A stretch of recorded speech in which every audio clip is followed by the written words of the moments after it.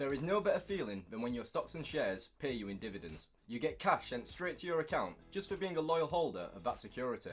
The question is, what are you going to do with that cash? Maybe you'll put it towards that new car that you always wanted, or even something more simple like your weekly shopping. But what if I told you that reinvesting your dividends could result in 5 times the total returns over an investing lifetime? Today, I'm going to explain why you should always reinvest your dividends.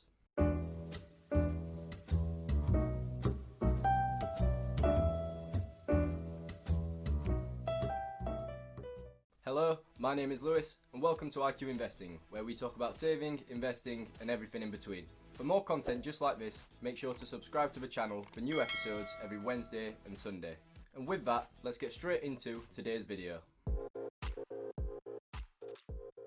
A dividend is a distribution of some of a company's earnings to its shareholders. They are basically paid out as a reward for staying invested with that company.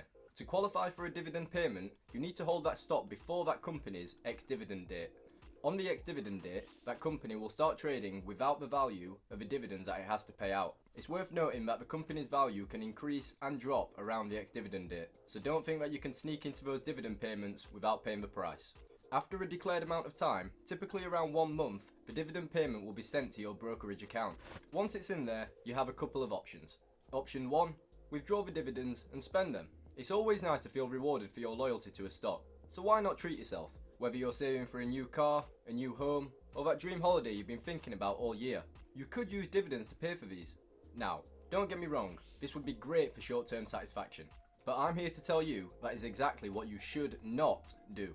The undoubtedly best option is option 2, reinvest your dividends. This option is based on the concept of deferred gratification. This is a process of resisting short-term temptations in order to receive a greater reward later on. In this example, the short-term temptations are that new car, the new home, a new watch, or whatever it may be. Yes, these may feel great to buy and will give you a small sense of achievement, but delaying these rewards could have a huge impact on your overall returns. To take a look at quite how much it matters, let's first take a look at how much in dividends you can expect to receive. First of all, let's take a look at how much a typical index fund pays in dividends. This graph shows a monthly dividend yield for the S&P 500 since 1900. As you can see, the monthly dividend yield has been as high as 10%, with an average value of around 4%.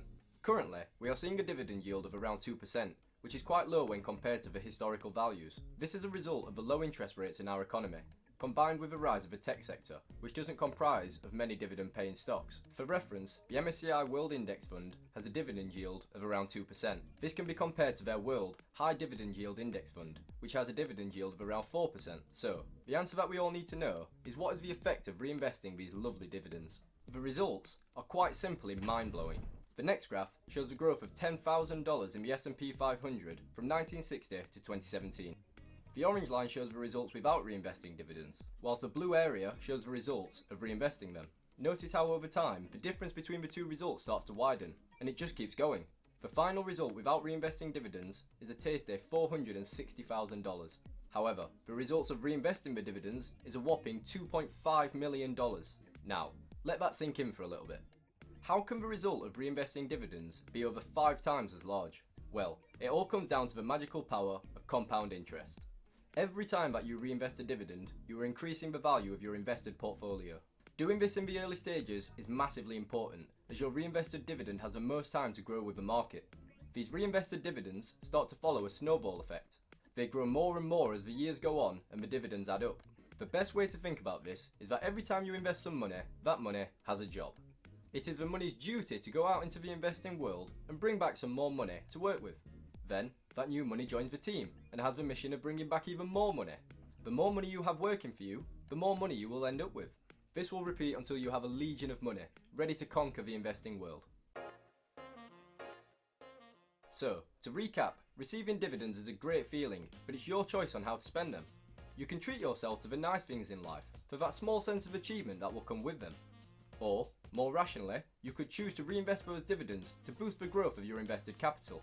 We've shown that from 1960 to 2017, reinvesting dividends in the S&P 500 would have resulted in over 5 times the amount of returns. In the end, the choice is yours. But the value of this deferred gratification could be the difference between a 6-figure and a 7-figure portfolio. Make sure to subscribe for more saving and investing related content. If you found this content valuable, please return the favour and hit that like button. And finally, please don't hesitate to ask any questions in the comments and let me know how you spend your dividends. And with that, I hope you all have an amazing day. Until next time.